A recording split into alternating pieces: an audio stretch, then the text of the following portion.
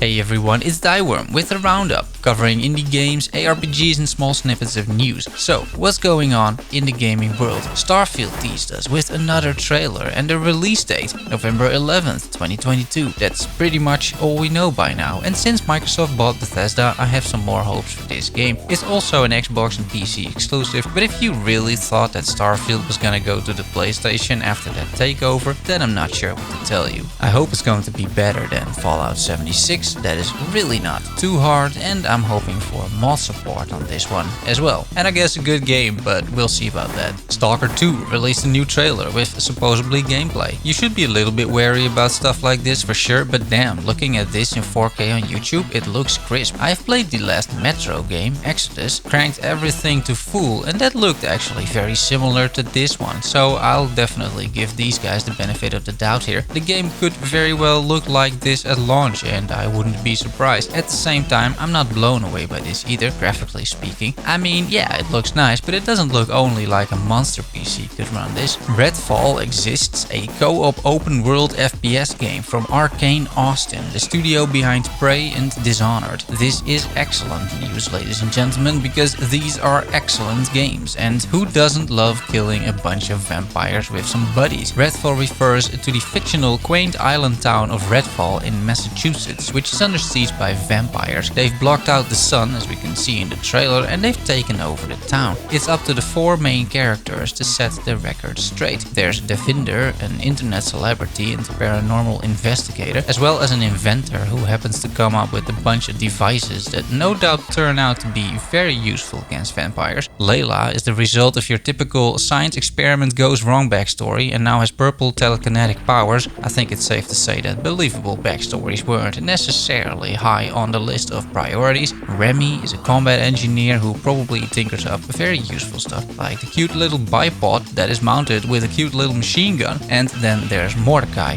Jacob, who's got a sniper and he has a bird. Speaking of experiments gone wrong, that is also what has created these vampires. I mean, if you thought of a backstory, why not just use it twice in the same game? It's not that anyone cares where these things come from anyway. What is interesting though, and the trailer does show this, is the variety of vampires, and there seems to be plenty of variety here, with a wide arsenal of gear and powers. To top it all off, human worshippers are also thrown in the mix. Release is planned summer 2022.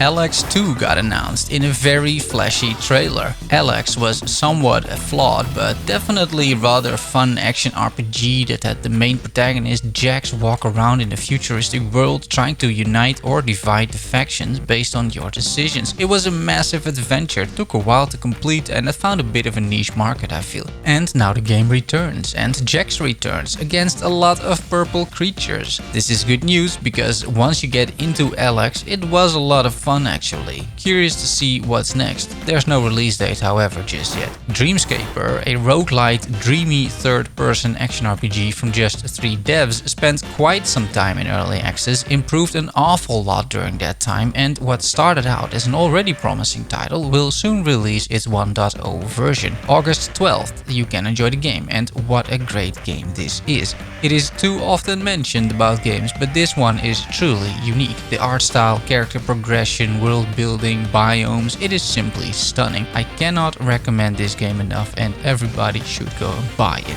Arboria, a roguelite third-person ARPG about trolls, which has been in early access for a while now, gets a release date. Well, a release month, August 2021. I've played this game when it first launched in early access, and there was a lot of work still to be done. I wasn't enjoying it an awful lot and couldn't necessarily see the potential either, because it was also clunky and the game didn't really bring anything new to the table. I've played it for 5 hours recently and it still doesn't necessarily bring any new stuff to the table, but I feel it is a lot smoother. The gameplay is fun and there's a lot of depth in this roguelite. It's something to keep on your radar, and I made a full video about it a few days ago, so check that out. Outer Worlds 2 released a trailer mentioning pretty much only that. Outer Worlds 2 is being made. No surprise there, Outer Worlds did well, it was a fun game by Obsidian. The trailer is a parody on any announcement trailer out there, and for that alone it's worth a watch. It's definitely very fitting for Outer Worlds, which doesn't take itself too seriously either. Grounded has a new update coming soon. The miniature survival game, also by Obsidian, has been in preview for a while now, which is the early access on Xbox Game Pass, and it's basically about a bunch of kids trying to survive in their own backyard after being shrunk to the size of an ant. By building a base, crafting gear, taming bugs and collecting resources, you try to get unshrunk and return home. It started out extremely basic, but over time a bunch of stuff got added, like a koi pond, more weapons, armor, creatures, and the continuation of the main story. The Shroom and Doom update, launching June 30th, implements mushroom castles, taming of aphids or aphids, which are these cute little creatures that walk around everywhere. And then there is the Brood Mother. It's some sort of spider queen, and I can tell you the spiders in this game look very menacing. It's quite well done actually. June 30th might not be a bad time to give this another go. I would suggest Xbox Game Pass for this one. On Steam it's $30 and that is 3 months of Game Pass, so yeah, easy choice I would say.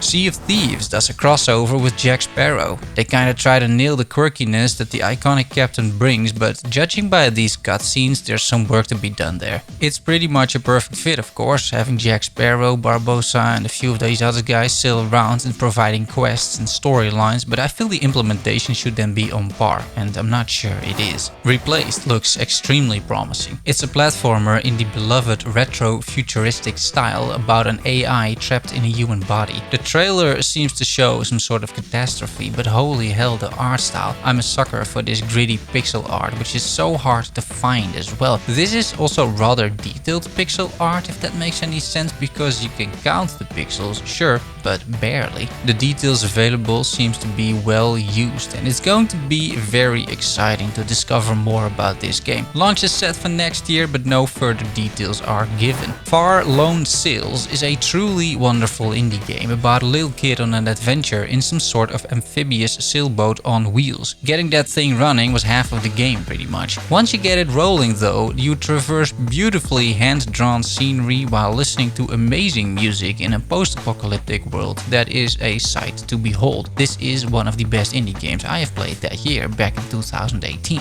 Apparently the title did well enough because another game's planned, Far Changing Tides. This time it seems you're crossing the seas, you're diving, your ship has a character and even mind of its own. More puzzles, more worlds to explore, more functionalities of the ship to unlock, which help you on your journey. As the post says, it is a meditative experience, which is certainly true. This is going to be a very relaxed game with a lasting impression. It's coming later this year. 12 Minutes is about a guy trying to break free from an endless 12-minute loop. This loop pretty much always ends with a cop banging on your door and arresting you and your wife because she is accused of murdering her own father 8 years ago. The loop restarts when either the 12 minutes run out or if you die. Next time the loop starts, you have new information from the previous one, and now you can use this in the next loop. You need to eventually get out of there. It's an interactive thriller in that sense, made all the more interesting because of the voice actors. Daisy Ridley plays the wife, James McAvoy the protagonist, and Willem Dafoe the cop. These are A-list actors. I've played a very similar game, also super indie, of a guy stuck in a loop. It was called Awake,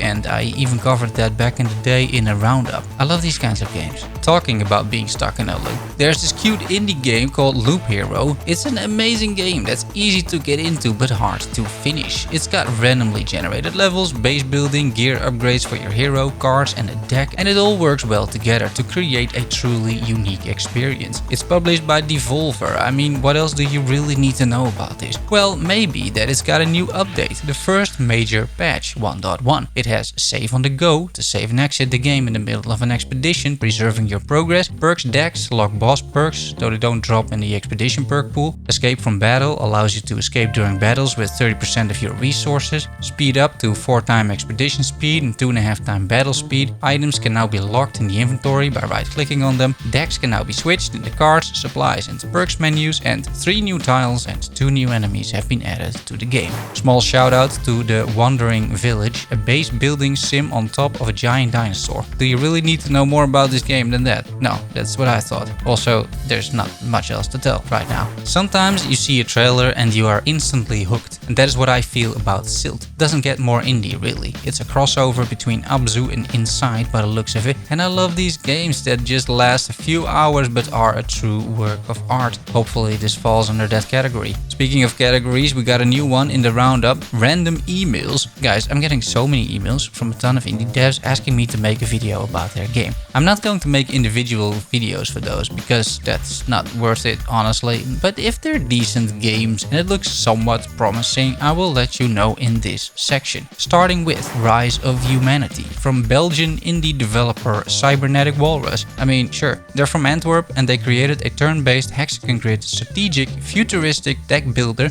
I'm pretty sure you know the type. I've played the prologue, which releases on June 24th for free, lasts about an hour or so, but gives a decent impression of the game. It's a demo, pretty much. And yeah, I enjoyed it, sure. Music and graphics were on par, the card mechanics are still a little bit wonky, specifically the UI, and the pace of the game felt a little slow. You can turn off animations and everything though to speed that up. And all in all, for an hour, I wouldn't say I saw anything mind-blowing, but Rise of Humanity did feel solid enough to feature in the roundup. Early access release for this game will be in a few months, so there is plenty of work left, and if you like these games, maybe put it on your radar or your wishlist, because that always helps out the developers. Let's look at some recent releases, and here are some words from the devs. Red Solstice 2, sequel to the bestseller The Red Solstice. Plan your strategy and infiltrate a real-time tactical battlefield, alone or with up to 7 squad members. Can you demonstrate the combat prowess to survive and secure a future for humanity? Not sure you can actually, but Steam reviews are mixed so far, 67%, and a lot of negative reviews complain about bugs. I asked a buddy of mine who's playing the game right now, and apparently a few hotfixes have already rolled in and the majority of the bugs has been resolved. I got a review key as well for the game, so I will make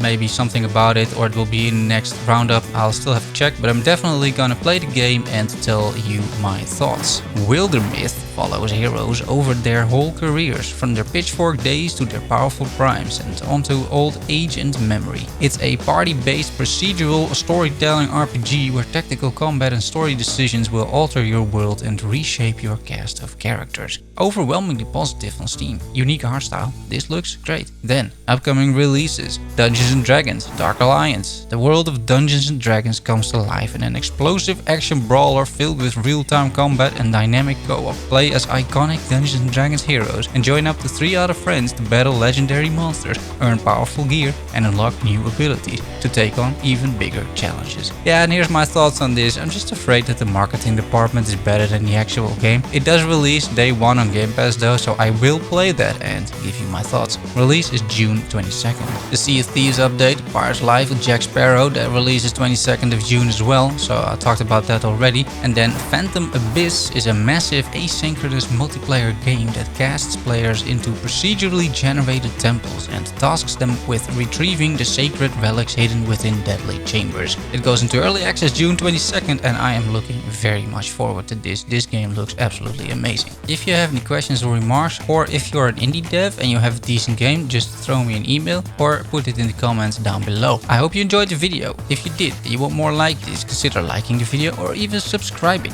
If you really like the video and you want to support the channel, you can grab a YouTube membership for $2, which gets you absolutely nothing, but it does support the channel. You can also check out my Nexus store, link in the card and the description, where I'm selling a few of my favorite games, including some of the ones I talked about today. And if you buy those, I get a small cut. Thanks for watching and for making it to the end. Love you all. See you soon. Bye bye.